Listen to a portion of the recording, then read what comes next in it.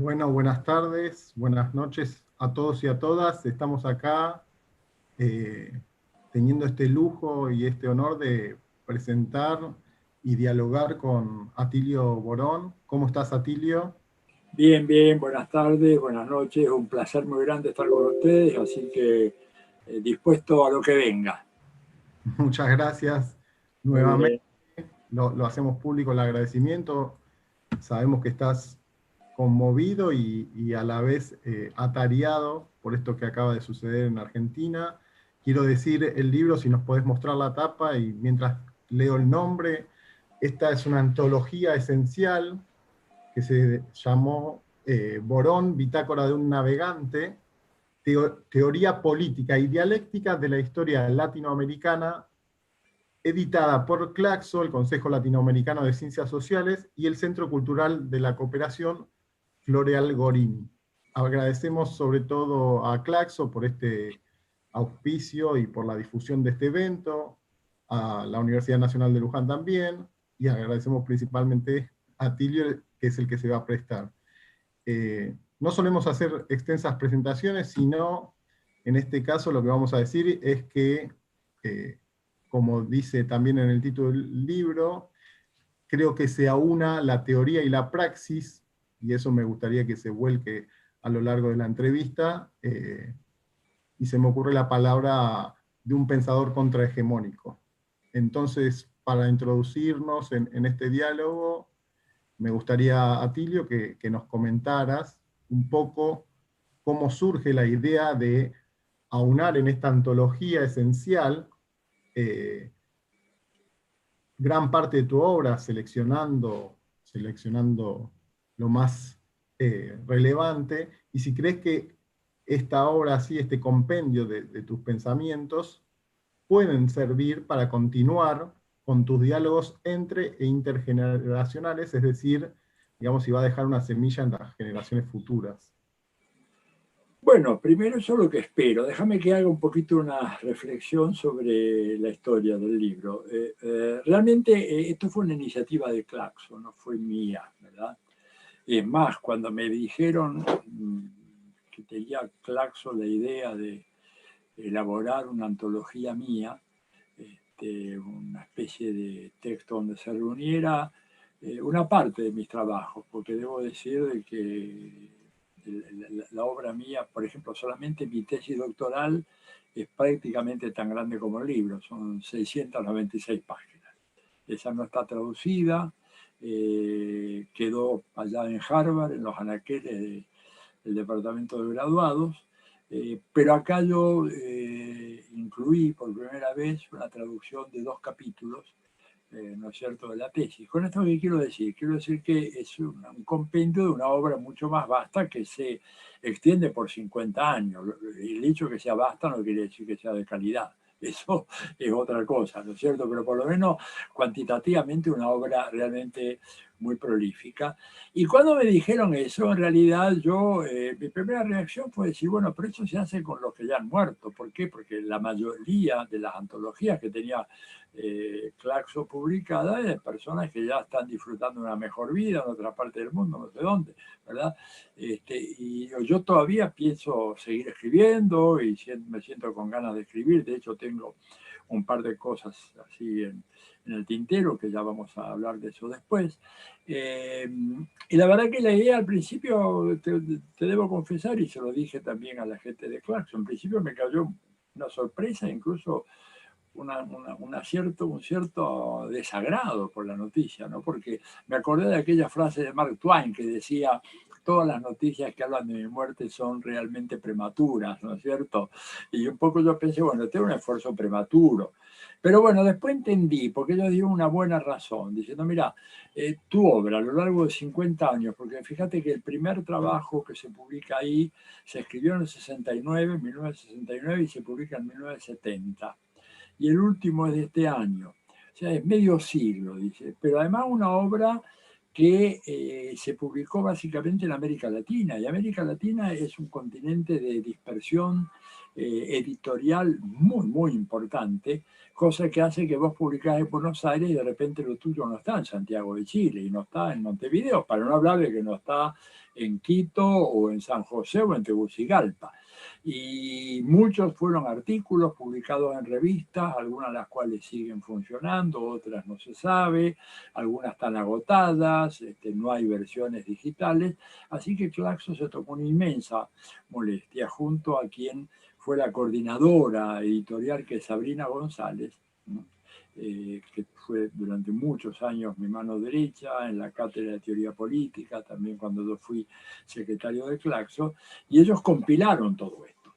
Y yo creo que evidentemente sí, tiene un mérito de que pone a disposición del público de América Latina o del público de habla hispana una serie de textos a lo largo de medio siglo, que por eso un poco el título, ¿no es cierto? O sea, teoría y praxis del desarrollo político y social de América Latina, porque no son libros o artículos o reflexiones abstractas, sino todas, todas, todas, desde el primero a la última, este es el hilo conductor del libro, son reflexiones a propósito de lo que está pasando en ese momento en América Latina, ¿verdad? Y los grandes interrogantes que eso plantea.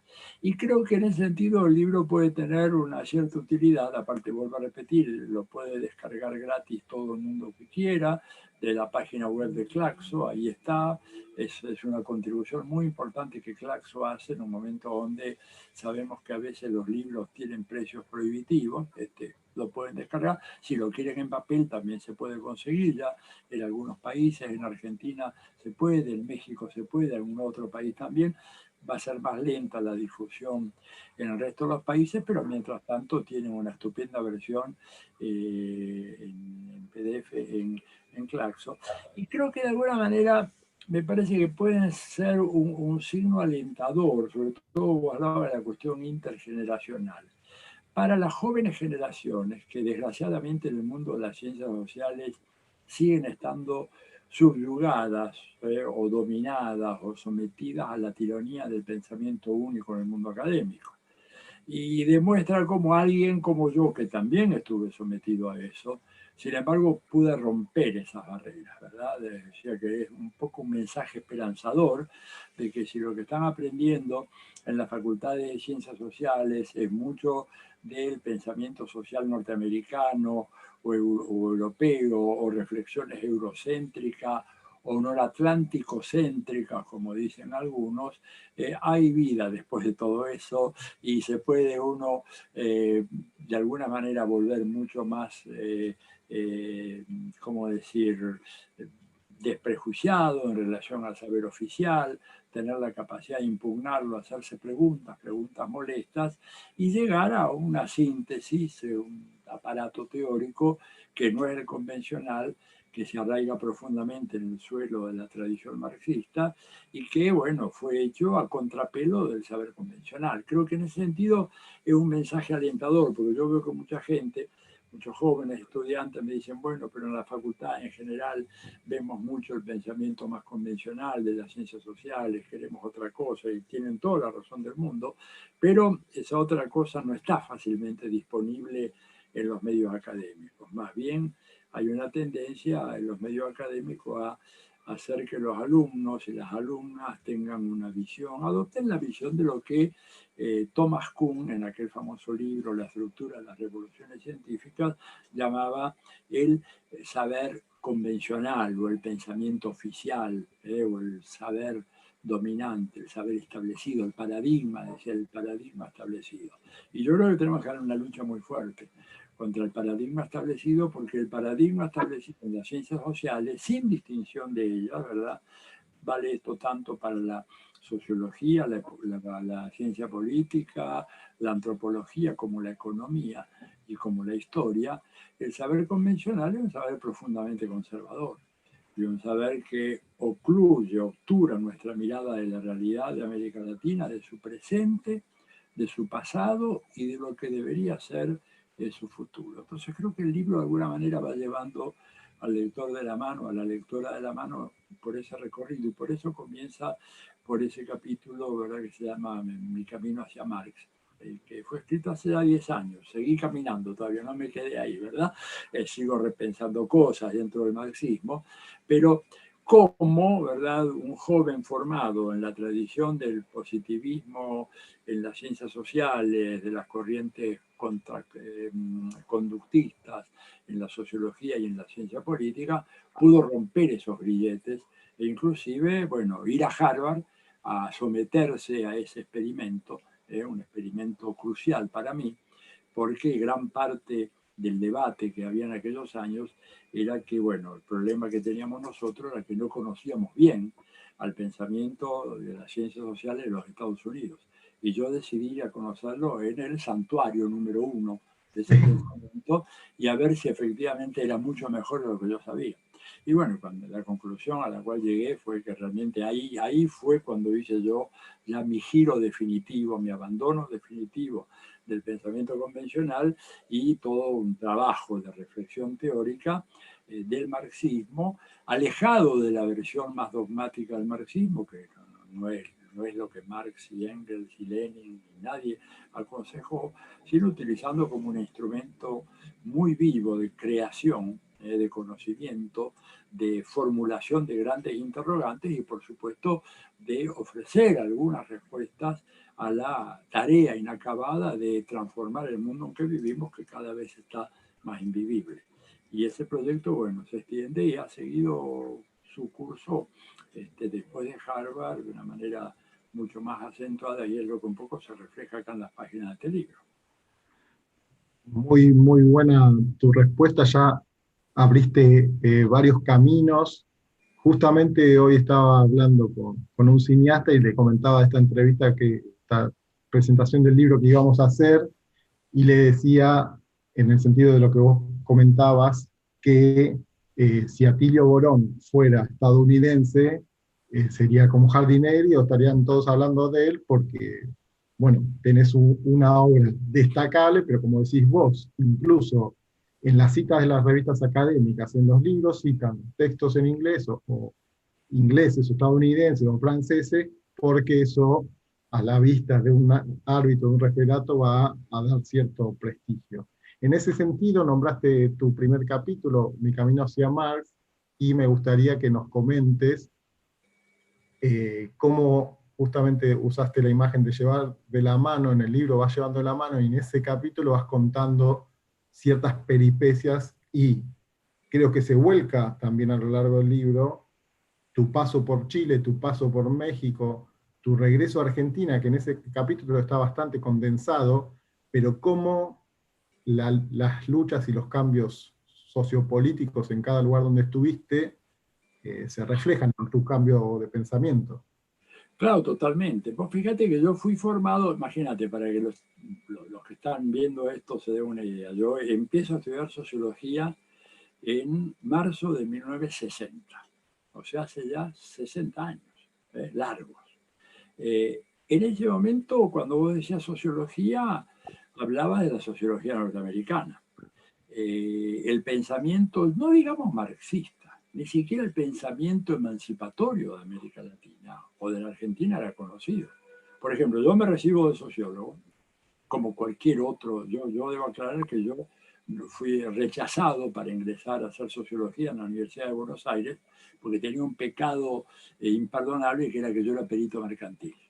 Yo me recibo como perito mercantil, yo provengo de una familia, una pequeña burguesía comerciante, entonces el plan que mi familia había trazado para mi vida era que yo administrara el negocio de mi padre y de mi tío, un pequeño negocio, no vayan a creerse que era una estancia, ni mucho menos, un pequeño negocio de barrio, ¿verdad? Pero bueno, el chico ya estaba encaminado a eso.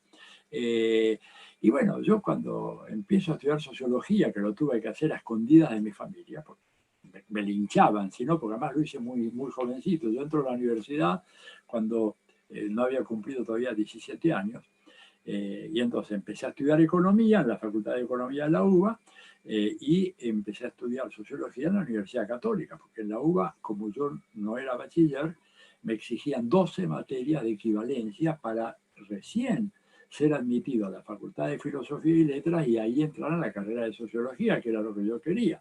siendo que yo había sido un chico que se cayó en la escuela pública, como diría el expresidente Macri, toda la vida, nunca había ido a una escuela privada.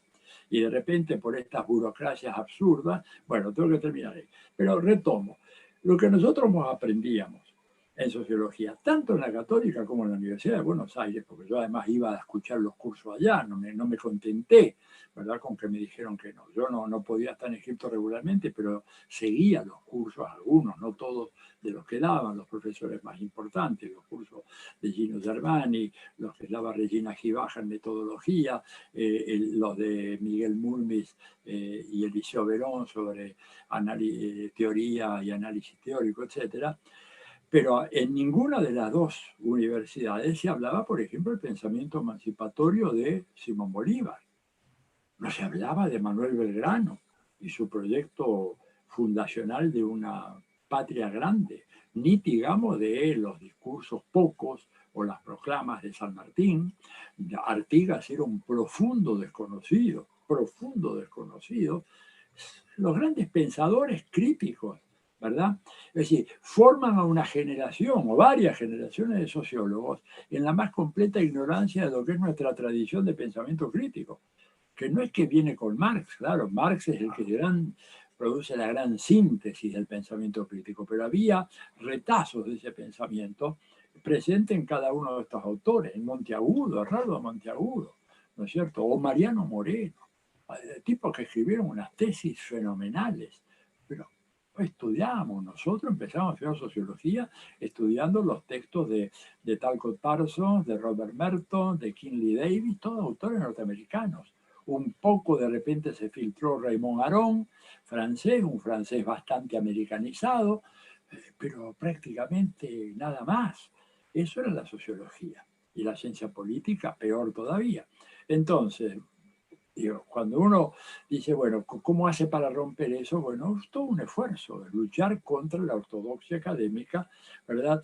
Y esto me llevó a mí a una tarea de búsqueda y que la salida fue, de alguna manera, intuitiva, fue tratar de poner en relación esos conceptos y categorías que me ofrecía la facultad con la realidad de mi época. Y yo empiezo tratando de conocer la Argentina, tratando de desporteñizarme, ¿verdad? Ya no ser un chico porteño que apenas conocía la ciudad de Buenos Aires, y eso apenas, ¿verdad? Y comienzo con un grupo de chicos jóvenes como yo, a los 17, 18 años, 19 años, a trabajar en un proyecto, que era un proyecto de promoción social y de investigación-acción en el noroeste argentino.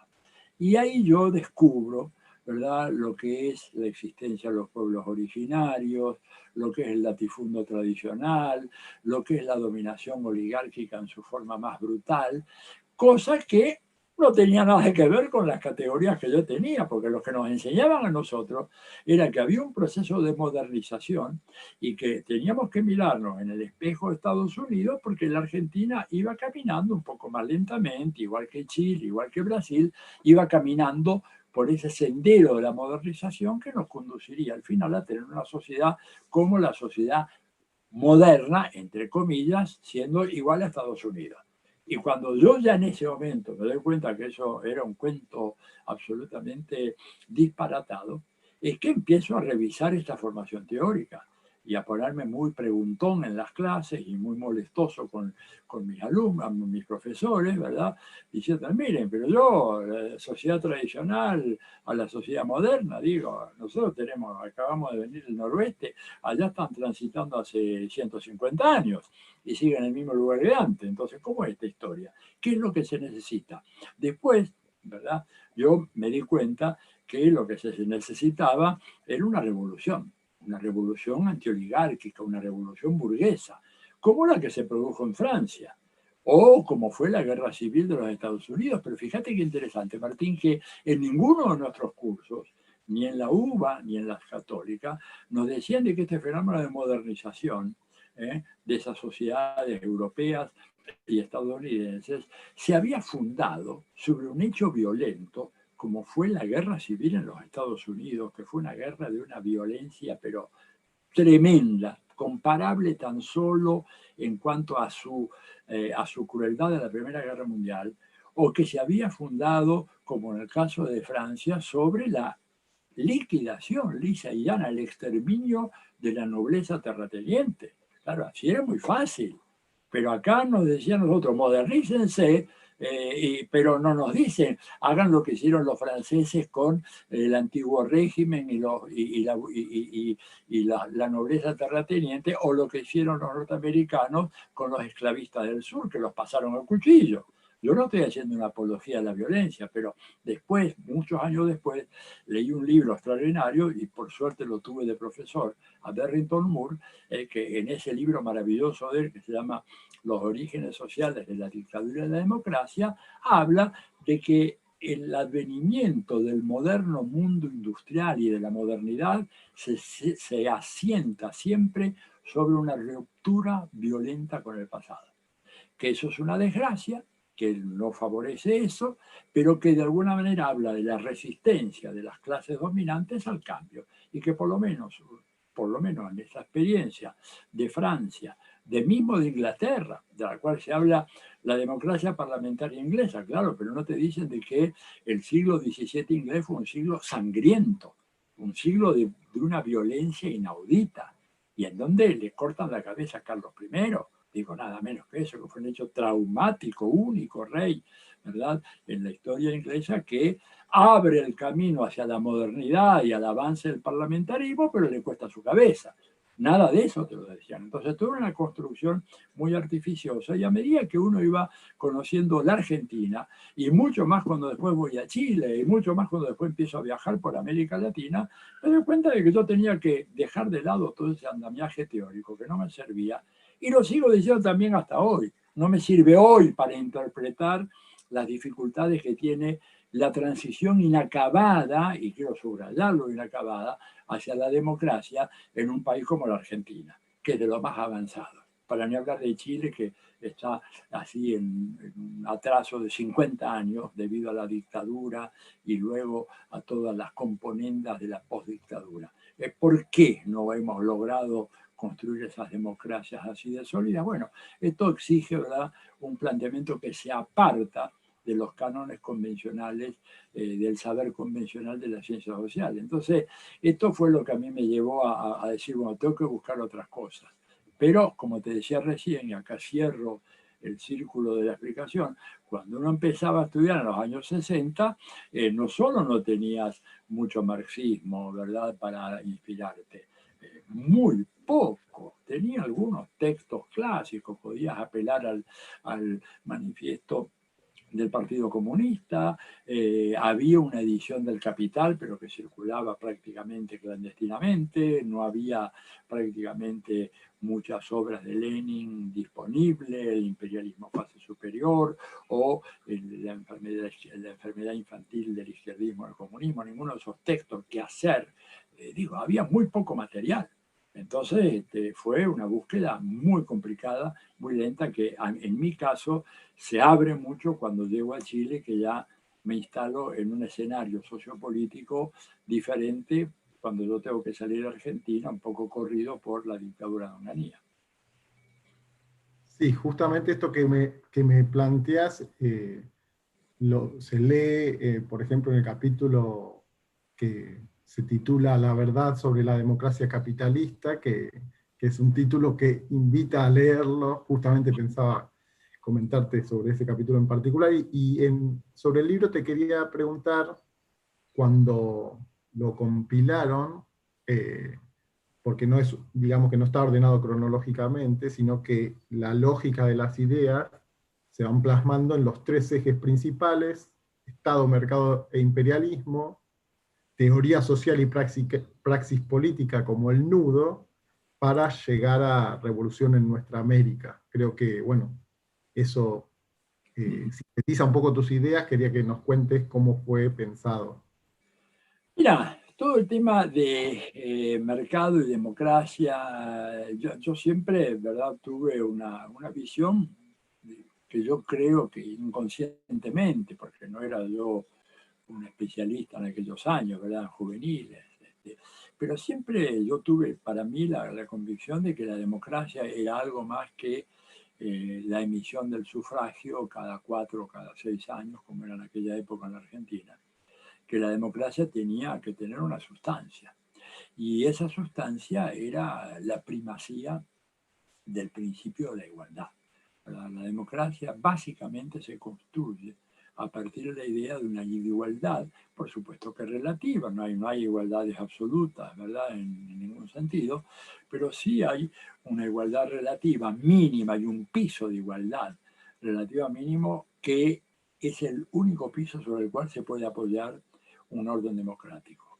Y lo que yo veía en la Argentina, y lo que vi en Chile después, y lo que vi más tarde en Estados Unidos, y luego en México, en todo ese largo periplo que hice a lo largo de 18 años, es que regímenes llamados democráticos se asentaban sobre un suelo profundamente desigual, en donde había gente que estaba condenada irremisiblemente a nacer, vivir y morir en la pobreza, y sin acceder a los bienes elementales que hoy constituyen el derecho de la ciudadanía. ¿Te das cuenta? Comenzando por una vivienda digna, un trabajo digno, un relativo módico bienestar mínimo para todos, sin privaciones, y con acceso a los mejores bienes de la cultura y por supuesto con una educación pública garantizada, una salud pública garantizada. Bueno, nada de eso yo lo veía. Por lo tanto, sin desvalorizar, ¿no es cierto?, la importancia de la democracia, siempre creí, ¿verdad?, que la democracia tenía que ser algo más que eso, que tenía que ser justamente el logro de ese primado de la igualdad. Y lo que yo veía, pero claro, no tenía categorías de análisis, hay que entender un poco eso.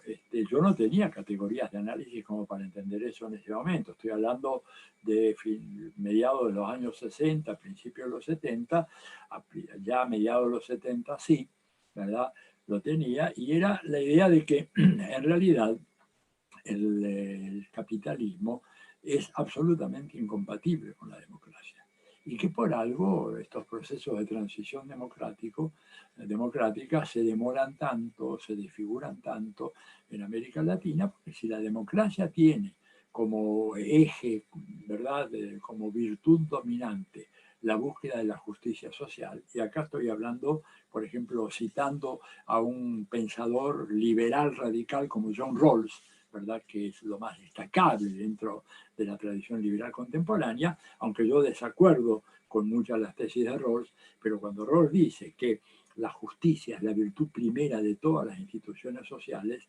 desde una versión del liberalismo igualitarista y radical, está poniendo el dedo en la llaga. Y entonces, cuando yo veo que los regímenes políticos supuestamente democráticos no se organizan en función de esa virtud primera, que es la justicia, sino en virtud de la ganancia o la tranquilidad de los mercados o la rentabilidad de las grandes empresas, digo, bueno, esto no es una democracia, será otra cosa. Por eso yo durante mucho tiempo hablaba, para referirme a países como Argentina, como Chile, como Brasil, no les decía que eran democracias, son regímenes post-autoritarios, procesos democráticos en construcción, incompletos, ¿verdad? Porque ¿cómo podemos hablar de democracia en Chile, ¿verdad?, que siempre nos fue exhibido como el gran modelo exitoso de transición democrática? Con lo cual yo tuve enormes peleas y discusiones con los principales transitólogos, ¿no es cierto?, en la década de los 80 y los 90. Y yo decía, pero la democracia requiere otro tipo de sociedad. No se puede fundar la democracia sobre el capitalismo monopólico y el imperialismo. Ese edificio se derrumba, se viene abajo. Y lo mismo el caso de la Argentina, por más que hubo intentos, ¿verdad?, estamos ahora en un nuevo intento de fundar un orden democrático genuino, pero digamos, tenemos una constitución en donde todavía dice que el pueblo no delibera ni gobierna, sino por medio de sus representantes. Fíjense la locura esa, que viene de dónde. Bueno, viene de la época de la Constitución de 1853, que a su vez viene de la Constitución de los Estados Unidos de América, ¿verdad? Entonces, ¿qué clase de democracia es esa donde el pueblo ni delibera ni gobierno? Bueno, le podemos decir democracia si queremos, pero esto no tiene nada de democrática. Y fíjate que hay una cosa más. Ya en los últimos años, muy metido en este debate teórico, yo llamo la atención sobre un hecho que que no era desconocido por mí, pero que adquirió una gran relevancia en el contexto de lo que ha sido el trumpismo y todo este reverdecer de la derecha en Europa y en Estados Unidos y en varios otros países, donde yo digo, miren, Estados Unidos, que se considera el campeón de la democracia, que todo el coro, ¿verdad?, de los comunicadores sociales, la mayoría de los cuales son simplemente empleados de las grandes empresas, no son periodistas. Yo aclaro todo eso. Eso que nosotros decimos. El periodismo dice, no, no dice nada el periodismo. Lo que estamos escuchando son operadores para los grandes conglomerados económicos y financieros. Esa gente no es periodista. No voy a empezar a hacer nombres porque no me quiero comer muchos juicios, pero bueno, puedo decir algunos, ¿verdad? Digo, Lanata no es un periodista, digo, es un gran publicista, un hombre muy capaz, fue un gran periodista. Él me llevó a mí a Página 12, en el momento que había armado un equipo en donde estaba Pasquini Durán, estaba Horacio Berbisky, había otra gente con mucha experiencia, y él me incorpora a mí a Página. Y no dejé de escribir en Página desde el año 87 hasta hoy, pero ya él no es lo que era antes, ¿verdad? Es que yo tampoco es periodista, majul, son todos publicistas, le dan un libreto, decís esto, tenés que decir esto, y a cambio tienen unas remuneraciones fabulosas, porque hay gente que vive muy bien, no viven con una bequita de investigación del CONICET o algo de eso, son gente realmente muy, ¿verdad? Muy bien plantada económicamente. Bueno, ante eso, en más de una ocasión salía en el debate a decirle, mira, ustedes hablan de la democracia en Estados Unidos, pero qué curioso que la Constitución de los Estados Unidos y en todas sus enmiendas posteriores, en ningún caso menciona la palabra democracia. O sea, que es notable. Estados Unidos se define como una república, está muy bien, pero no como una república democrática. Y este no es un detalle menor. Para mí es un detalle fundamental. Por eso en ese artículo, La verdad sobre la democracia capitalista, digo que en realidad en el capitalismo la democracia tiene límites muy acotados. Es tolerada mientras no dañe, no lesione, no perjudique la rentabilidad del capitalismo y del capital y de los grandes capitales. Y por eso, fíjate vos, Martín, que un personaje tan poco identificado con la tradición marxista como Jeffrey Sachs, el economista norteamericano, ¿verdad? O un hombre que fue asesor de Boris Yeltsin para acelerar el retorno del capitalismo a Rusia, que luego asesoró a Sánchez de Lozada en Bolivia, en esos dos terribles planes de ajuste que Sachs elaboró y pergeñó para Rusia y Bolivia. Sin embargo, es un tipo honesto y un poco ha hecho una autocrítica y ha hablado en los últimos años de una manera muy clara, diciendo de que de ninguna manera se puede aplicar la categoría de democracia para caracterizar al sistema político de los Estados Unidos. Dice, porque en un sistema político en donde quien manda claramente es el dinero, lo que tenemos que usar es la expresión plutocracia, que es la que mejor define la naturaleza de este sistema político. O sea, el gobierno de la riqueza, a veces por vías indirectas o a veces atendidos por sus dueños, como por ejemplo en el caso de Chile con Piñera o en la Argentina con Mauricio Macri, en donde se produce un fenómeno aberrante, que es que el poder capitalista se apropia del gobierno en el Estado capitalista, cuando normalmente la situación era que el gobierno estaba distanciado del poder, hacía algunas tímidas movidas para empoderarse realmente, pero claro, el poder es muy hermético. Y el poder en el capitalismo no cede ante el sufragio universal y el voto mayoritario ni nada de eso. Entonces, un poco lo que trato de desentrañar en toda esa parte es la contradicción entre el proceso de acumulación de capital, la lógica de los mercados, el conflicto inevitable, porque el mercado y la democracia son instituciones que tienen una lógica de expansividad propia. O sea, el mercado mercantiliza todo. Y la democracia, en un sentido genuino, democratiza todo también, o por lo menos pretende y tiene la intención. Son dos instituciones que tienen esa enorme capacidad de expansión y allí donde la democracia se sentó más firmemente, bueno, hubo una democratización de la familia, democratización de la escuela, democratización de las Fuerzas Armadas, perdón, democratización de las empresas. Pero eso estamos hablando de países en donde, fundamentalmente los países nórdicos, ¿verdad? El norte de Europa, los países escandinavos, donde ahí la democracia sí se arraigó mucho más fuertemente en un contexto profundamente igualitario, pero en el resto del mundo, diría el resto de Europa, Estados Unidos, en América Latina, la democracia quedó encapsulada en la formalidad del voto y nada más. Y por eso es que está en crisis.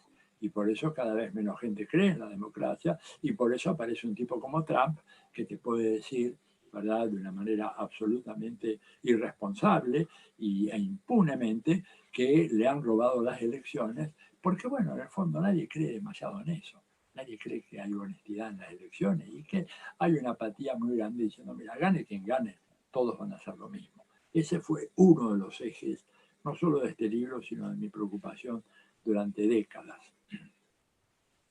Yo creo que eso está volcado, lo que acabas de explicar, de manera más extensa y que se resume en ese artículo, en tu libro del año 2000, Tras el búho de Minerva, Mercado contra Democracia en el capitalismo de fin de siglo, que lo recomiendo.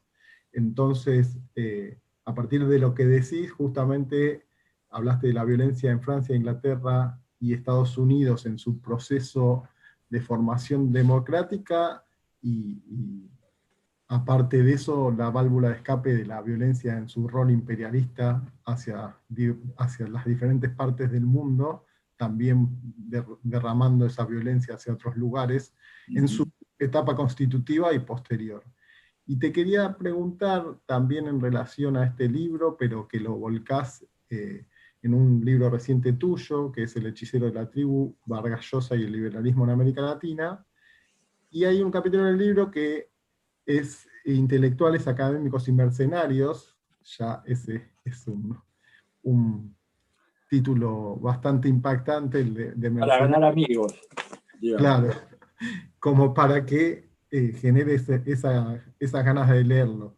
Y ahí aparecen ideas como la educación como mercancía, la colonialidad del poder y el saber. ¿Qué nos podés decir de ese posicionamiento del rol del intelectual?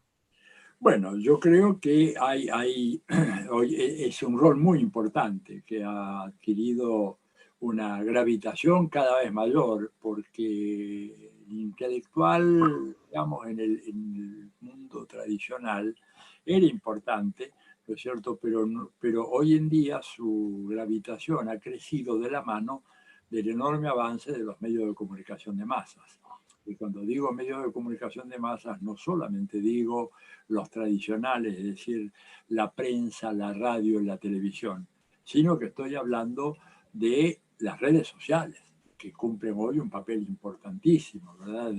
Hay estudios ya muy claros que demuestran, por ejemplo, en los países más avanzados, que la mayoría de la información política a la cual accede el ciudadano o la ciudadana común es a través de las redes sociales y es a través del teléfono celular, lo cual obliga realmente a un esfuerzo enorme de simplificación de los argumentos, porque no tenés tiempo, ¿verdad?, para hacer una charla tan extendida como ahora. Vos tenés muy poca posibilidad de captar la atención de la gente para un discurso un poco más largo, entonces tenés que tener, digamos, ahí la virtud de la sencillez y la contundencia en la argumentación, que no es algo muy común. En general, uno cuando mira los textos más académicos, lo que ve es un trabajo, digamos, una especie de ensimismamiento narcisista, ¿eh? Y la voluntad de aplicar categorías esotéricas para el común de la gente, con lo cual, digamos, ese estrato de intelectuales puede cumplir una función conservadora muy importante, pero socialmente el balance es negativo. ¿Por qué? Porque yo creo que un intelectual en el mundo de hoy, en las condiciones que tenemos hoy, tiene que tener la posibilidad y tiene que tener la voluntad de socializar su conocimiento y poder decir las cuestiones más complejas del mundo se pueden plantear con relativa sencillez y dichas en un lenguaje claro, comprensible para los no iniciados, porque es muy importante que la sociedad sepa de que hay otro mundo posible. Pero si no se lo explicamos, la lógica tradicional, es decir, como se decía mucho en la década de los 90 en Argentina, cuando de repente la aplicación de las políticas neoliberales por el gobierno de Carlos Menem y la gestión de Domingo Cavallo hizo crecer enormemente la proporción de pobres en la Argentina. Yo recuerdo como si fuera hoy salir Carlos Menem en el programa de Neustadt y Grondona a decir, bueno, pobres hubo siempre. Y el capitalismo, ¿verdad? Después, más o menos para esos mismos años, viene la Margaret Thatcher a decirte there is no alternative, o sea, no hay alternativa al capitalismo. Y yo creo que estos discursos academicistas centrados en la pequeña parroquia, esos discursos de campanario, como decía Gramsci, realmente no llegan a nadie. Yo entiendo, la gente tiene que ganarse la vida, entonces como profesor vos te invitás a escribir para tus estudiantes graduados, para tus colegas, para que, bueno, después la CONEAB o quien sea te den un puntaje, una aprobación, eso tal vez redunda en una mejoría salarial, pero desde el punto de vista social comenzás a parecerte demasiado un parásito. Entonces yo creo que más bien, lo que yo tengo como modelo de intelectual es gente como Noam Chomsky, ¿verdad? Que habla para el gran público. Habla o pretende ser escuchado. El hablar habla, pero el tema es que el eco de su palabra en Estados Unidos está prácticamente totalmente silenciado. Chomsky, como pensador social fenomenal, ¿verdad? Es mucho más conocido fuera de los Estados Unidos que dentro de los Estados Unidos. ¿Por qué? Porque, bueno, hay una conspiración de los grandes medios de comunicación de masas, en donde inclusive los propios medios del llamado liberal, los medios más progres, digamos, tipo New York Times o Washington Post, y no le hacen lugar a Noam Chomsky, porque es un pensamiento que ellos llaman far left, o sea, la extrema izquierda. ¿Por qué? Porque dice que el gobierno de Estados Unidos está dirigido por las corporaciones, por el complejo militar industrial, que Estados Unidos tiene gobiernos mentirosos y que inventan excusas para invadir países, saquear a terceros países, que mienten cuando dicen que hay armas de destrucción masiva, que son excusas para atacar a países como Irak, como Libia, como Siria, como Venezuela, como Cuba, que el bloqueo es injusto, inhumano, es genocida. Como dice todas estas cosas, él las puede decir, las escuchamos acá, en América Latina, algunos medios alternativos, se escuchan en algunos medios de Europa, pero nada más. Pero yo creo que ahí tenés el caso de un gran intelectual público, ¿verdad? Que trata de decir las verdades sencillas, y estamos hablando de uno de los hombres de ciencia más prominentes en todo el siglo XX, lo que va del siglo XXI. De manera tal que ese un poco es mi modelo. Contra eso tenés el académico convencional que está preocupado por escribir en una revista con referato, que aparezca después en el Scopus o en alguno de estos otros revistas o indicadores de medición de impacto, en donde lo que importa es que te lean en el mundo académico, y a mí lo que me importa es que me lean fuera del mundo académico. El mundo académico no tiene salvación ya. La salvación está fuera. Por eso el libro sobre Vargas Llosa. ¿Por qué? Porque Vargas Llosa, que es un hombre muy inteligente y es un gran escritor, un gran novelista, pero es un personaje siniestro desde el punto de vista de las ideas que propala.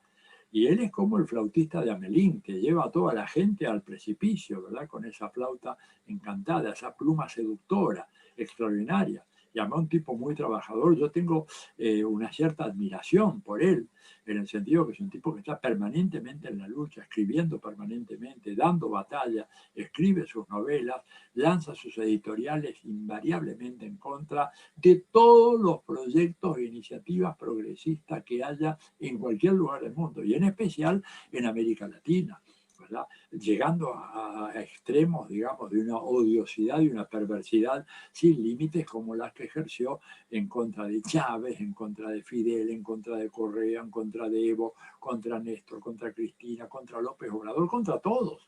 Es decir, para él prácticamente el modelo ejemplar de democracia es, bueno, la democracia que había en España. Digo que había porque aquello ahora se ha venido todo abajo, es cierto? Y están tratando de reconstruir un proceso democrático en España con enormes dificultades, pero es una monarquía. O sea, el jefe de Estado sigue siendo un monarca. Felipe VI no lo eligió nadie, salvo su padre, que era un bandido, un bribón que huyó con la fortuna que hizo mediante operaciones corruptas. Entonces, pero él defiende todo eso, lo que pasa es que lo hace con tal eficacia, ¿verdad? Por la seducción de su lenguaje y además por otra cosa, porque cuando él escribe, aunque sea una tontería, hay por lo menos 300 periódicos en América Latina y el Caribe, ¿verdad? Aparte de los que sean traducidos a lengua portuguesa en Brasil, que reproducen sus infamias. Por eso es tan importante y por eso yo en mi libro, en El hechicero de la tribu, salgo con mucha fuerza a demostrar la falacia absoluta de todo su razonamiento y las limitaciones de los autores que él considera sus mentores intelectuales y sobre todo para denunciar la enorme estafa, la falsificación fenomenal que realiza con la obra de Adam Smith, que lo hace aparecer como el padre de este pensamiento neoliberal, cuando Adam Smith, el verdadero Adam Smith, era un hombre que decía cosas terribles sobre los empresarios y sobre los terratenientes y sobre la burguesía. Claro que eso ha sido convenientemente sacado y en esta especie de vulgata del libro La riqueza de las naciones aparecen algunas frases, la adoración de la mano invisible del mercado, que debo decir, y cierro con esto, que la expresión la mano invisible del mercado la usa Adam Smith solamente 2 veces. Una vez en La riqueza de las naciones, ¿verdad? Un libro de 1776, y el otra vez en la teoría de los sentimientos morales en 1759. Y la usa al pasar, como quien dice un ejemplo, ¿verdad? No hay una sección de La riqueza de las naciones que trate sobre la magia de los mercados o el carácter así ideal de los mercados como asignador de los recursos. Para nada. Entonces, bueno, esto es un poco lo que trato de hacer en ese libro, en que toma Vargas Llosa como blanco fundamental de mi crítica. Y otro de tus libros, como que también tuvo bastante repercusión, América Latina en la geopolítica del imperialismo, que también venía con otros temas, y otro libro tuyo, Imperio e Imperialismo, y las críticas a Hardy Negri, que justamente pensaba eso, la difusión que tienen, digamos, los intelectuales y los periodistas que son afines a los centros de poder. Entonces te quería preguntar, hegemonía e imperialismo aparecen en varios pasajes de esta obra, sobre todo esta en teología y en tu obra en general, que por momentos desaparecen, después se retoman. ¿Vos qué alcance considerás que tienen para analizar la historia contemporánea, tanto en nuestra América o mundial, si lo Yo considerás? creo que son categorías fundamentales para entender, ¿verdad? O sea, la realidad del imperialismo me parece a mí que es casi tan evidente como la ley de la gravedad. O sea, basta con que un gobierno de alguna manera aparezca contrario a los intereses de Estados Unidos, a la política exterior de Estados Unidos, para que se ponga en marcha todo un aparato que hoy en día es mucho más complejo. Hace 60, 70 años eran las cañoneras famosas o los ataques del el batallón número 82 de tropas aerotransportadas del ejército americano. Hoy en día, digamos, tienen armas mucho más poderosas.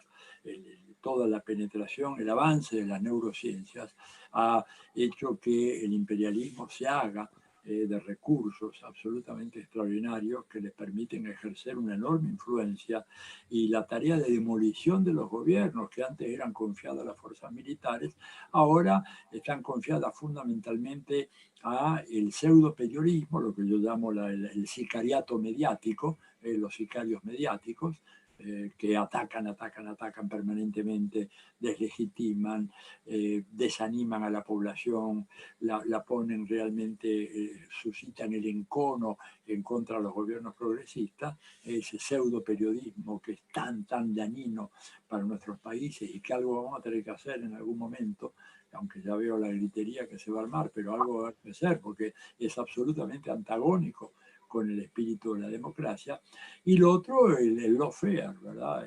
La utilización del poder judicial para los efectos de condenar, sancionar o sacar del juego a líderes políticos molestos, llámese Lula en Brasil, llámese Cristina Fernández en Argentina, llámese Rafael Correa en Ecuador, llámese Evo Morales y Álvaro García Linera en Bolivia.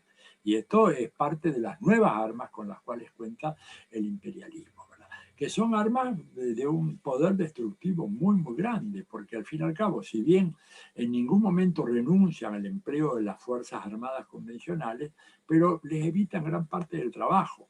Y a veces ni siquiera hace falta movilizarlos. Hizo falta recién en Bolivia, ¿verdad? En el golpe de noviembre pasado, pero por ejemplo a Dilma Rousseff, que había sacado 52 millones de votos, la despacharon prácticamente sin disparar un solo tiro. Y cuando miramos lo que pasó con Zelaya en el 2009, la misma historia, y con Fernando Lugo en el 2012 la misma historia. Es decir, no se disparó una bala, y sin embargo cayeron como fulminados. Entonces digo, el tema del imperialismo y la necesidad que el imperialismo tiene en América Latina, porque nosotros tenemos una bendición que es a la vez la maldición. La bendición es que si tenemos gobiernos populares, somos el continente más rico en recursos naturales del mundo. Tenemos nosotros el 42% del agua dulce del planeta Tierra, con apenas el 7% de la población mundial. O sea, somos un emporio de agua, un emporio de biodiversidad, un emporio de minerales estratégicos, empezando por el litio, siguiendo por el cobre, con el cobre, el plomo, el molibdeno, lo que vos quieras. ¿Ya? Tenemos, digamos, capacidad de alimentar a 1.000 millones de personas más aparte de nuestra propia población. Tenemos agua, que ya dije, tenemos petróleo. Venezuela es el país que tiene más petróleo en el mundo a nivel individual, más que Arabia Saudita como reserva. Entonces, y Estados Unidos ya tiene pensado, planteado como un eje de su política exterior, desde la doctrina Monroe para acá, hacerse de este continente. Por eso el eslogan, la síntesis de la doctrina Monroe es América para los americanos. Y los americanos son ellos, son los estadounidenses. Entonces, la realidad del imperialismo es fundamental. Toda la cuestión de la hegemonía tiene que ver con las formas como se ejerce el imperialismo, ¿verdad? El imperialismo puede ser fuerza bruta o dominación colonial, ocupación territorial a la antigua, como se hacía en el pasado, o podés apelar a los mecanismos más sutiles de la hegemonía. La aplicación de eso que Joseph Nye llama el poder blando, que de alguna manera era algo que había sido entrevisto por Antonio Gramsci hace casi un siglo. En los cuadernos de la cárcel, Gramsci habla justamente del dominio de las ideas y te dice que una clase antes de ser dominante tiene que ser dirigente. Desgraciadamente esa lección la aprendió antes la derecha que la izquierda. Entonces, ¿por qué hablo de la hegemonía? Bueno, porque lo que pasa es que el imperialismo organizado como un sistema hegemónico hoy en día sufre un proceso irreversible de mutación y de transformación, y es lo que ha provocado esta rabia y esta furia en los Estados Unidos, porque Estados Unidos ya no es la potencia que era en el pasado. Ya no tiene la capacidad para organizar el mundo a su imagen y semejanza y en función de sus intereses. Tiene, por supuesto, un poderío inmenso todavía en sus manos, pero ya no es lo que era antes. Ya no puede, no pudo acabar con la Revolución Cubana en 60 años. No pudo acabar con el gobierno de la República Bolivariana de Venezuela, al cual viene atacando desde el 2002, ¿no? Porque mucha gente piensa que esto arrancó con Trump. No, esto arrancó ya con Bush en el 2002, con el primer golpe de Estado que se hace en contra de la República Bolivariana. En el 2002 inmediatamente fue reconocido por George Bush hijo, por José María Aznar y, hasta donde yo sé, por la Cancillería chilena. Si bien no se sabe si Ricardo Lagos tomó esa decisión o no, pero sí la canciller, que era Soledad Alvear, reconoció a ese golpe instrumentado por Estados Unidos. Entonces, pero Estados Unidos ya no puede tumbar esos gobiernos como hizo en República Dominicana en 1965 o como hizo con tantos golpes militares en Brasil en 1964, en Argentina en 1966. Entonces, hay una declinación del poderío hegemónico de Estados Unidos y la reestructuración de una hegemonía internacional compartida. Ahora hay un condominio ¿verdad? A nivel de las hegemonías, porque Estados Unidos nunca se enfrentó con una potencia económica tan formidable como China, que hoy en día, desde el punto de vista económico, China es más que Estados Unidos.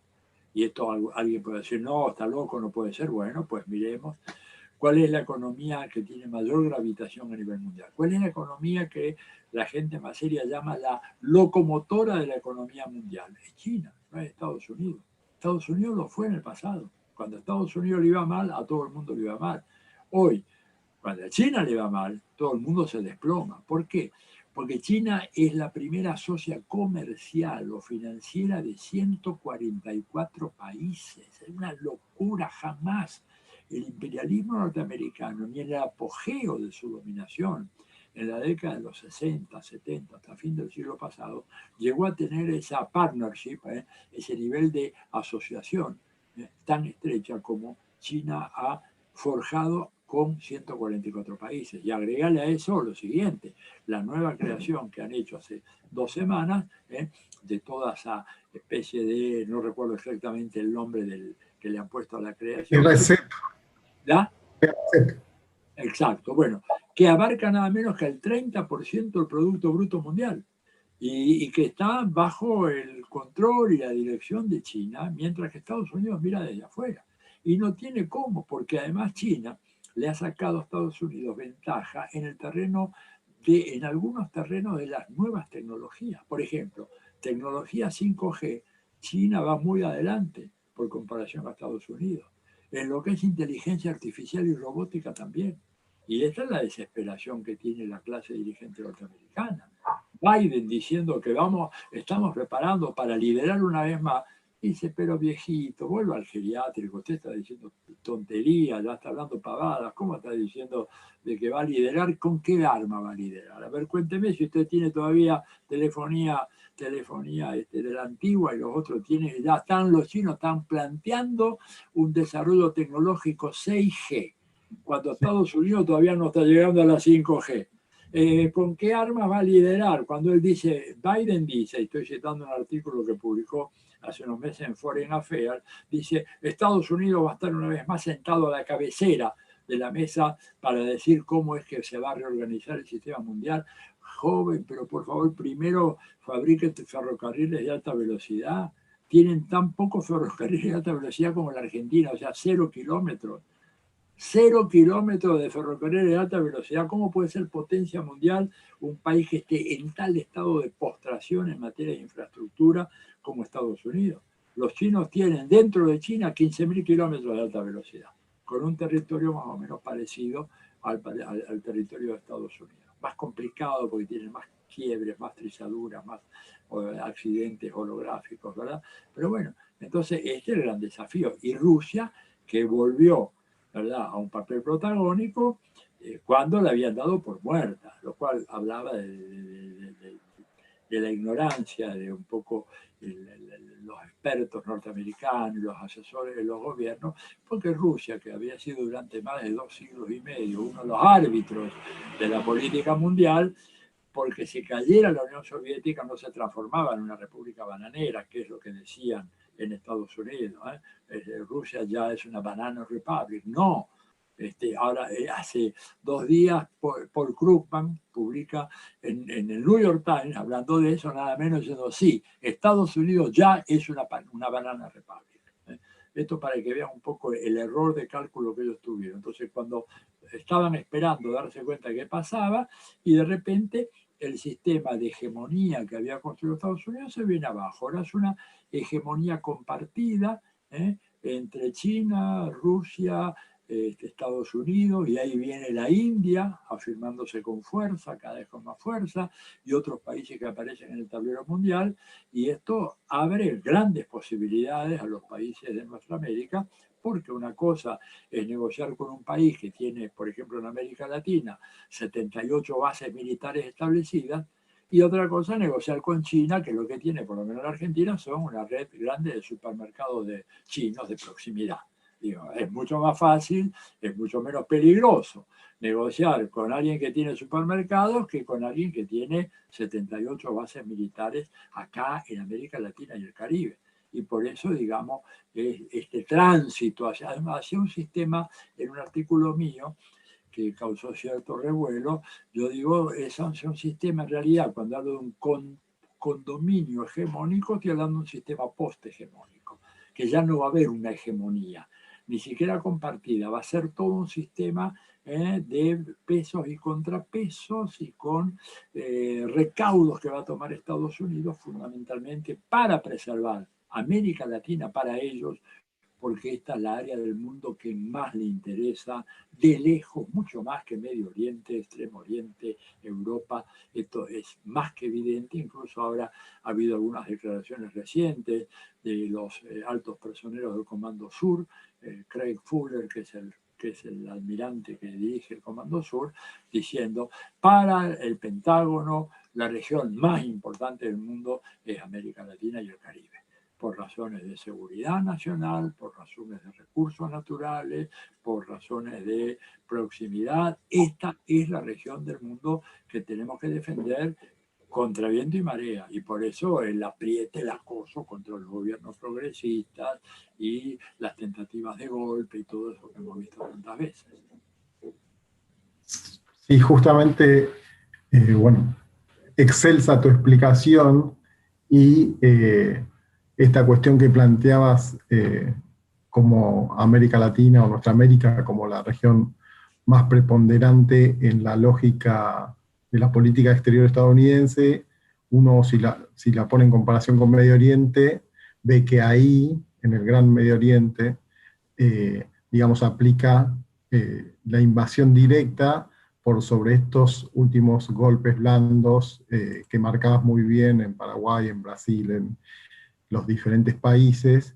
Y te quería preguntar en relación a tu antología, en tu recorrido intelectual y en líneas generales, ¿qué percepción tenés vos de lo que es la recepción del pensamiento elaborado desde nuestra América en otras partes del mundo? Digamos, puede ser la teoría de la dependencia, la teoría marxista de la dependencia, u otras cuestiones que se plantean desde acá. ¿Qué recepción tienen, digamos, en otras regiones? Mira, yo te diría, está teniendo una cierta influencia en Estados Unidos, en Europa, en algunos países africanos, en algunos países de Asia, pocos, ¿verdad? Pero en la India, por ejemplo, en Malasia, Corea del Sur, hay una cierta recepción del pensamiento, en Japón, ¿verdad? Que revierte un poco la unidireccionalidad que tradicionalmente venía del norte hacia acá, y ahora, digamos, ha habido una reflexión importante. El tema es que para llegar a tener esa influencia global, tenés el obstáculo del idioma, porque la lengua franca del imperio, en la época del imperio romano, era el latín. La lengua franca del imperio americano es el inglés.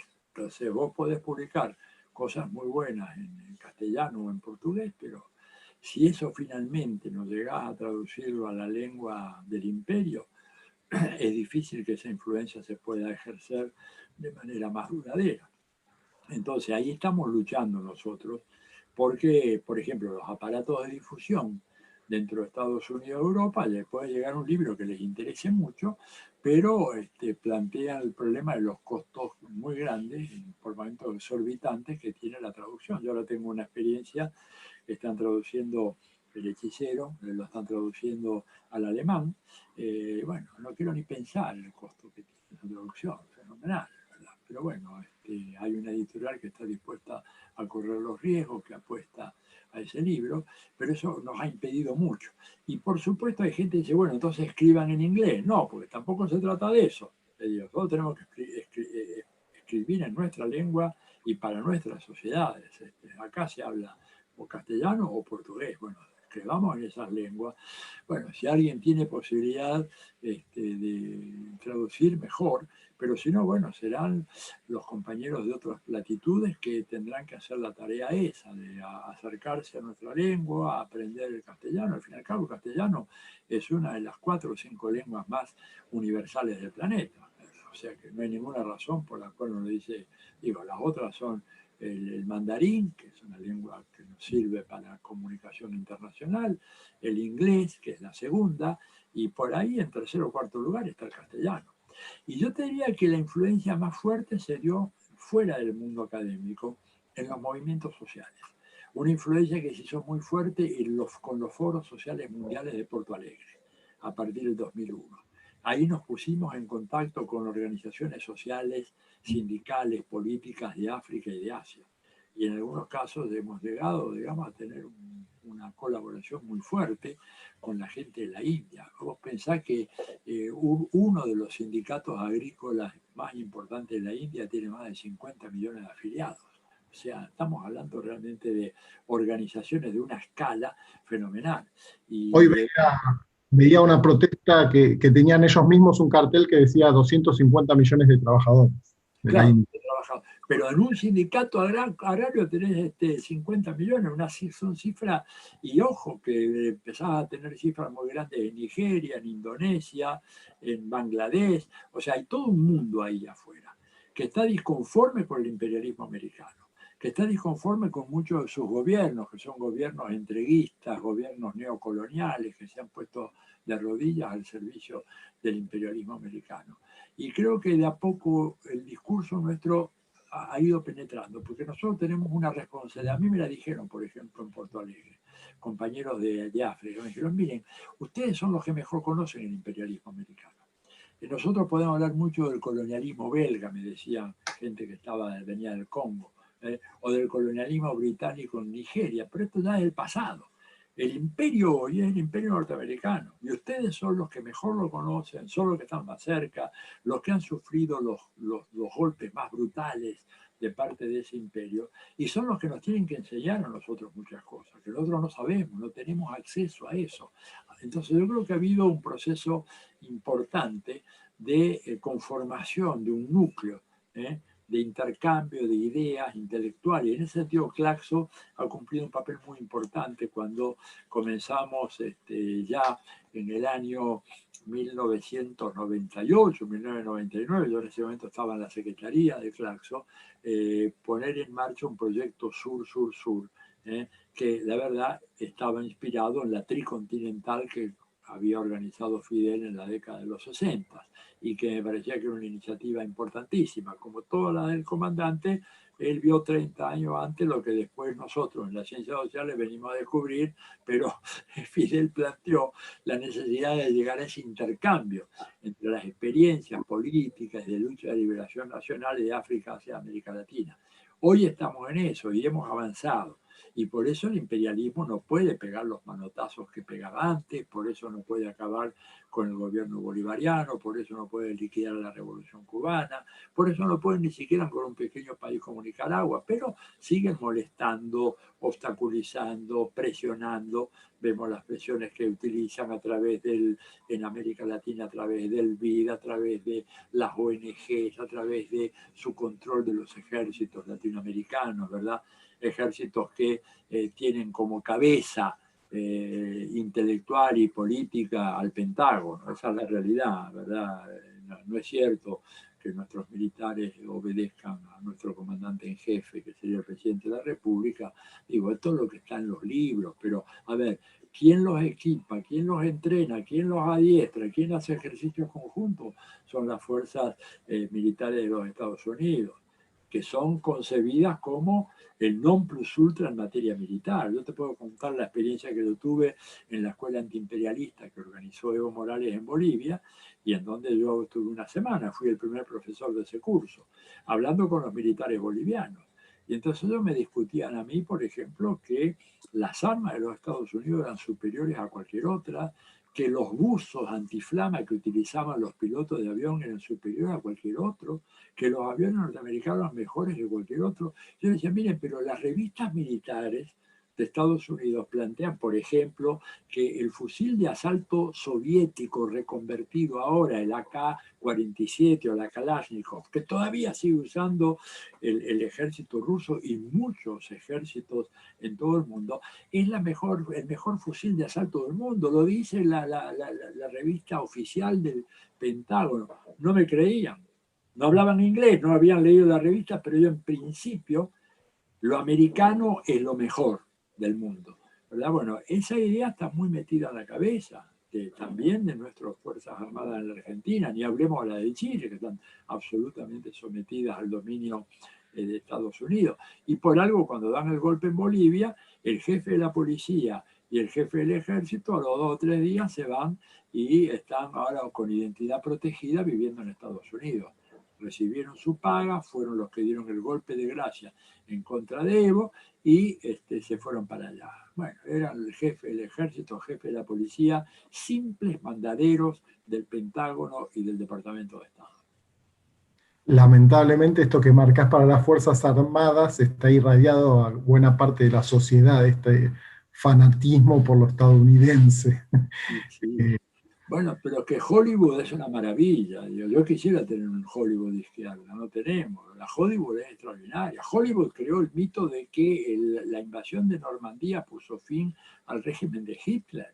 El régimen de Hitler lo liquidó el Ejército Rojo de la Unión Soviética. Pero bueno, ¿quién vio alguna película en donde aparecen esos chicos rusos, ucranianos, georgianos que van ahí, plantan la bandera de la Unión Soviética en la Torre del Rey? No se ve, lo que ve más bien el desembarco de Normandía, cuando ya estaba la gran parte de la tarea había sido hecha. O sea, y este es el tema. Fíjate que Harry Negri, en esa obra que yo he criticado tanto porque nos desarmó ideológicamente al decir no hay más imperio, se acabó un imperio virtual, después vino la guerra de Irak y se callaron la boca, no hablaron nunca más, ¿verdad? Ahora se dedican a generalidades, a hablar sobre las nubes de Úbeda, como decía el senador Saadi hace muchos años, ¿verdad? Bueno, mucha gente no va a entender esto porque fue un debate del año 84-85 acá en la Argentina. Hablar de abstracciones inconducentes a nada. Fíjate vos que ellos, sin embargo, en su libro dicen algo muy importante, que yo lo rescato, lo señalo como positivo. Dice, Estados Unidos sigue siendo el centro de un imperio virtual. Pero fíjate cuál era la virtualidad del imperio. Manejan Wall Street, o sea, las finanzas mundiales, manejan el poderío atómico, o sea, el Pentágono, y manejan el universo audiovisual con Hollywood. Lo que yo decía era, tienen razón, pero eso no es un imperio virtual, es un imperio absolutamente material, nada de virtual. Wall Street no tiene nada de virtual, que condena la vida o la muerte a millones de personas con sus operaciones especulativas. La bomba atómica y el poderío nuclear de Estados Unidos no es virtual. Si está en manos de un loco, puede acabar destruyendo totalmente toda forma de vida de este planeta. Y Hollywood tiene una capacidad de penetración extraordinaria. Entonces me parece a mí de que esto es lo que explica por qué, qué sé yo, haya habido toda esta penetración del modo de vida americano. Y déjame que redondee un minutito, no me quiero extender, pasa que no me quiero extender tanto, yo estoy mirando la hora, estoy escandalizado. Es muy interesante lo que estás planteando, así que vale la pena.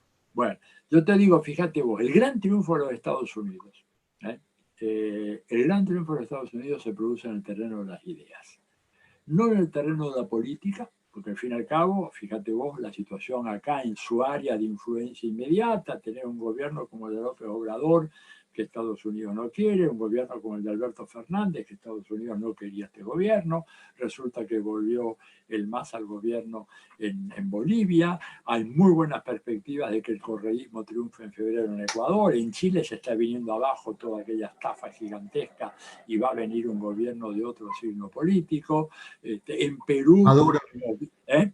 Maduro. Maduro, claro.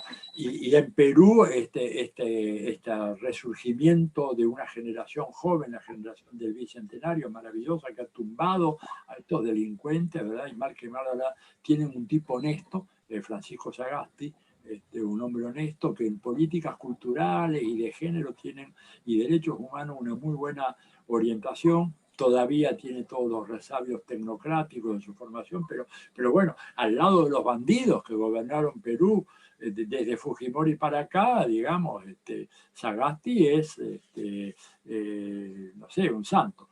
Pero, ¿qué te quería decir con esto? Quería decir que, por ejemplo, el éxito de los Estados Unidos, ¿verdad?, en materia cultural ha sido fenomenal.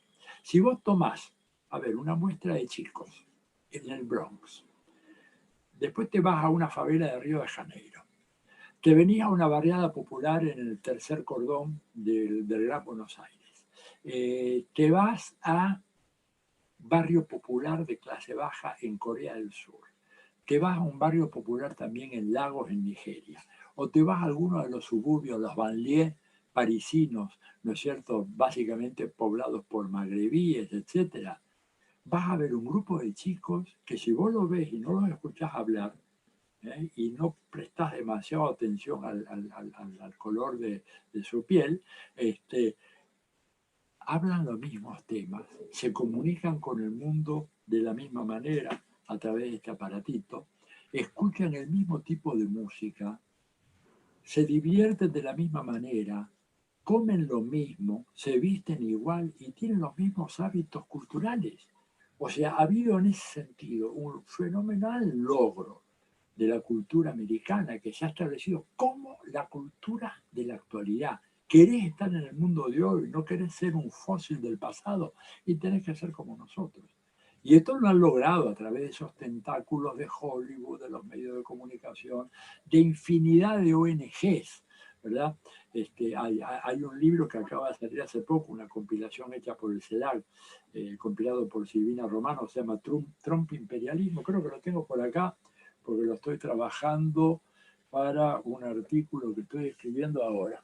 A ver si se los muestro. Suele ocurrir que cuando uno los quiere buscar, no lo encuentra, pero bueno, en ese libro, ¿verdad? Acá, en ese libro se demuestra la infinidad de ONGs que existen trabajando en América Latina, las registradas, ni hablemos de aquellas que no están registradas y que no se sabe muy bien qué hacen. Entonces, me parece que todo es entramado. Hollywood, la gran prensa, el manejo de las redes sociales. GAFA, ¿Eh? Google, Amazon, Facebook y Apple. Exactamente, las 5 grandes, ¿verdad? Te han creado una civilización de nuevo tipo. Y entonces la gran batalla es acabar con eso, ¿verdad? Quedarnos con lo bueno, porque yo creo que sería absurdo, sería como aquellos que rompían las máquinas en el siglo XVIII, pero aprovechar esa tecnología para nosotros, lo que yo llamo el asociativismo digital. ¿Para qué? Para que los movimientos populares, los movimientos juveniles, los movimientos de mujeres, los movimientos identitarios de género, etcétera, tienen hoy posibilidades inéditas de coordinar acciones colectivas que antes eran impensadas fuera del plano local, porque hoy en día puede organizar una reunión de jóvenes, ¿verdad? De cualquier característica y tipo, que sea ecologistas, lesbianas, gays, minorías de pueblos originarios, se pueden coordinar a nivel continental, cosa que antes era imposible por el costo de los pasajes, por los problemas de traslado. En cambio, hoy en día esto nos da un arma fenomenal en nuestras manos y tenemos que utilizarla y aprovecharlas muy bien. Y yo creo que esas armas van a ser decisivas cuando salgamos de la pandemia. Porque cuando salgamos de la pandemia y cuando podamos retomar las calles, vamos a tener que salir, pero al toque, de una manera muy organizada, para imprimirle más velocidad al proceso de cambios en el cual está inmerso la Argentina, que desgraciadamente es un proceso que avanza a paso paquidérmico. Es cierto que está la pandemia, que establece muchas dificultades, es cierto que hay una crisis económica heredada del macrismo que es fenomenal, pero es cierto que se avanza a un ritmo demasiado lento para mi gusto y con algunas vacilaciones que personalmente a mí me preocupan mucho, ¿verdad? Este retroceso en el caso Vicentín, digamos, Vicentín que está siendo perseguido por la justicia de Estados Unidos, por el distrito sur de Manhattan, están siendo investigados, los van a poner presos ellos y nosotros acá prácticamente no hemos podido hacer nada. El gobierno quiso hacer algo muy bueno, pero bueno, se le vino encima todo el sicariato mediático, los fusiló, esa es la verdad. Y después un nuevo retroceso en el caso de HBR, ahí en la provincia de Entre Ríos, y ayer, lamentablemente, un nuevo caso, porque el señor Diego Armando Maradona merecía un funeral nacional y no se puede admitir que eso haya sido privatizado por la familia. La familia no tenía ningún derecho a hacer lo que hizo. El gobierno intentó hacer algo, le faltó energía para decir, señores, Diego Armando Maradona es una figura mundial única. No hay otra figura mundial del deporte como él, y este no puede ser hecho un velatorio privado decidido por 3 personas, su ex mujer, porque ni siquiera la mujer actual, y sus 2 hijas, con todo respeto, han tenido un padre y un marido extraordinario, pero no tienen derecho a privar al pueblo argentino de un funeral como se merecía Diego Armando Maradona, y que desgraciadamente el gobierno es un gobierno que tiene buenas intenciones. Por eso yo quiero tratar de ayudar con mis críticas, no debilitarlo, sino decirle, exigirle, oigan, actúen con más fuerza, porque la gente le va a responder, la gente está exigiéndole eso. Salgan con más fuerza contra estos bandidos, delincuentes, estafadores que no quieren pagar el impuesto a la riqueza. Mientras en Alemania lo están poniendo para los próximos 5 o 10 años, acá no quieren pagar un peso. Y bueno, y acá se dice, no, es que si hay un amparo me lo llevo puesto al juez y al que le están parando. Así se hace política. Lo otro es jardinería. A ver, y te explico un poco porque estoy levantando presión y es malo esto, pero te digo lo siguiente, Martín.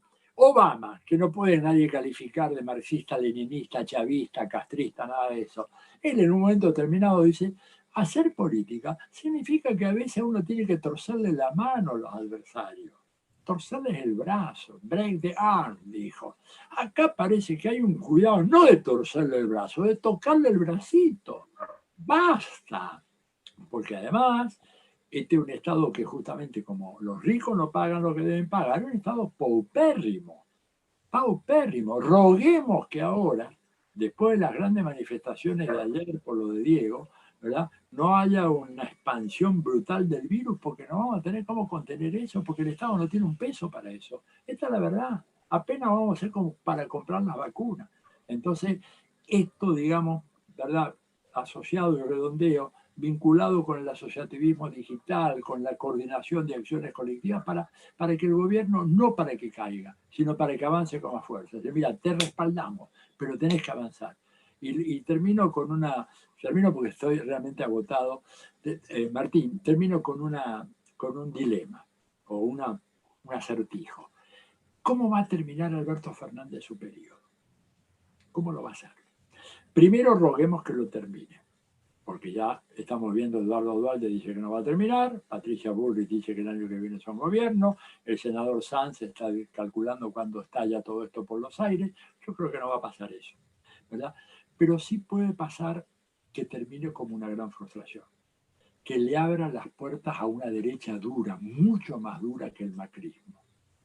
Y que ojalá que esto quede bien grabada, mucho más dura que el macrismo, mucho más parecido a Bolsonaro que otra cosa, ¿verdad?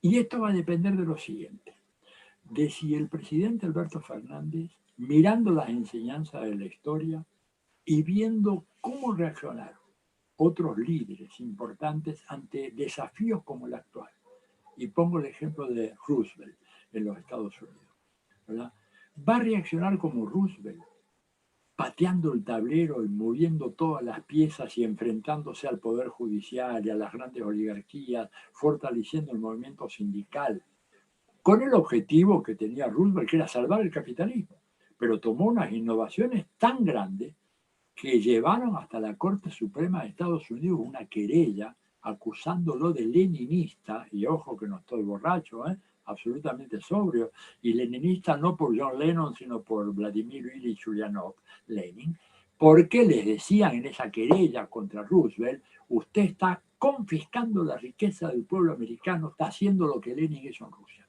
Y el tipo se bancó esa querella, que llegó hasta la Corte Suprema, donde finalmente la desestimó. O puede hacer Alberto Fernández lo que hizo Herbert Hoover, que era presidente en el medio de la Gran Depresión, y decidió no hacer ningunos grandes cambios, no enfrentar a los grandes poderes establecidos, no fortalecer el movimiento sindical, no ponerse del lado de los pobres, y Roosevelt lo arrasó en la elección de 1932. Entonces, ¿por qué camino o bajo qué figura se va a inspirar nuestro presidente? Yo le aconsejaría, presidente, inspírese en lo que hizo Roosevelt. Y si me dice, uy, se va a armar una bataola tremenda, igual, este es un país de bataola permanente. Toda mi vida yo he vivido en medio de una bataola, ¿o no? Por supuesto. Por supuesto.